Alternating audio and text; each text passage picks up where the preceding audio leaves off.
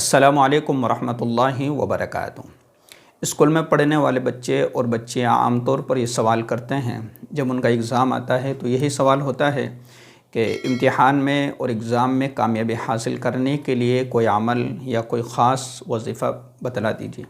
دیکھیں، آپ کو کچھ باتیں سیکھنا ہے، سمجھنا ہے اور ان پر عمل بھی کرنا ہے۔ اگر آپ ان باتوں پر عمل کرو گے تو انشاءاللہ امید ہے کہ آپ اگزام میں کامیابی حاصل کر سکتے ہیں۔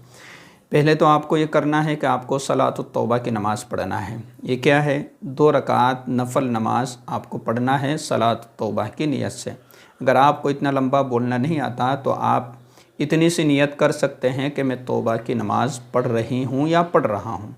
اور 2 رکعت نماز آپ کسی بھی وقت میں پڑھ سکتے ہیں، رات میں سونے سے پہلے،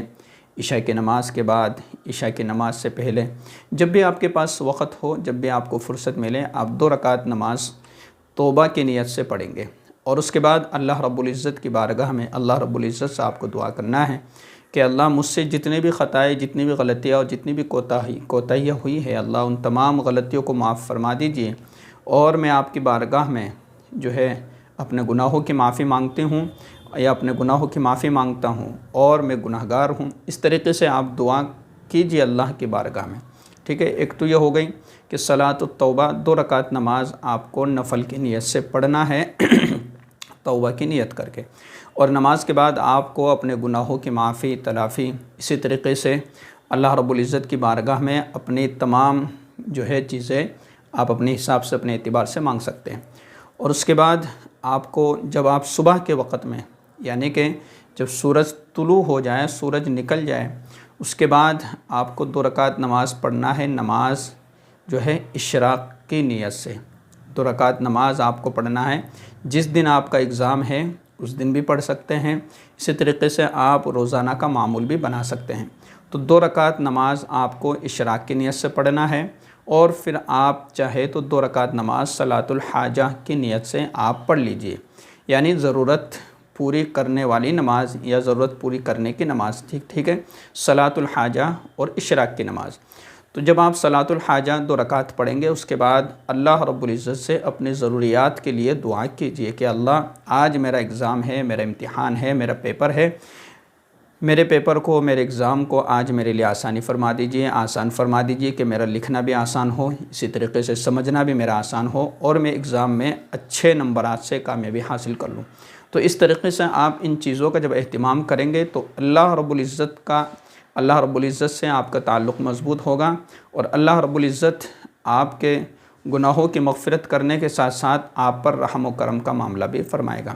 دیکھیے، جہاں تک تعلق ہے آدمی کے گناہوں کا، تو جب آدمی سے گناہ ہوتا ہے، کسی بندے سے، بندی سے گناہ ہو جاتے ہیں اور ہوتے رہتے ہیں گناہ، تو جب بندہ اللہ سے گڑ گڑا کر اپنے گناہوں کی معافی مانگتا ہے تو اللہ رب العزت اس کے گناہوں کو معاف کرنے کے ساتھ ساتھ اس پر رحم و کرم کا معاملہ بھی فرماتا ہے، ٹھیک ہے۔ اور صلاۃ الحاجہ جب بندہ پڑھتا ہے تو اللہ رب العزت اس کی ساری کی ساری ضروریات کو پورا کر دیتا ہے۔ اسی طریقے سے صبح کے وقت میں جب آپ اشراق کی نماز پڑھ کر کے اور اسکول کے لیے نکلیں گے، اگر آپ کے پاس وقت ہے، آپ کا ٹائم لیٹ ہے اور آپ اشراق کی نماز پڑھ سکتے ہیں، آپ اشراق کی نماز پڑھ سکتے، 2 رکعت نماز ہوتی ہے،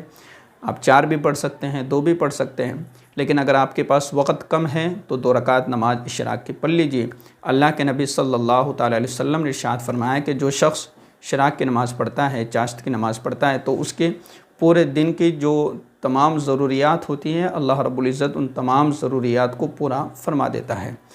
تو ٹھیک ہے، ان 2-3 چیزوں پر اگر آپ عمل کریں گے تو انشاءاللہ اس کا فائدہ آپ کو نظر آئے گا۔ اور اس کے بعد آپ جتنا دعاؤں کا اہتمام کریں گے، جتنا آپ اللہ سے مانگیں گے، جتنا آپ گڑ گڑا کر روئیں گے، تو اللہ رب العزت آپ کی دعاؤں کو قبول کرے گا، اور آپ کو بہترین نمبروں سے آپ کو اللہ رب العزت کامیابی بھی عطا فرمائے گا۔ السلام علیکم ورحمۃ اللہ وبرکاتہ۔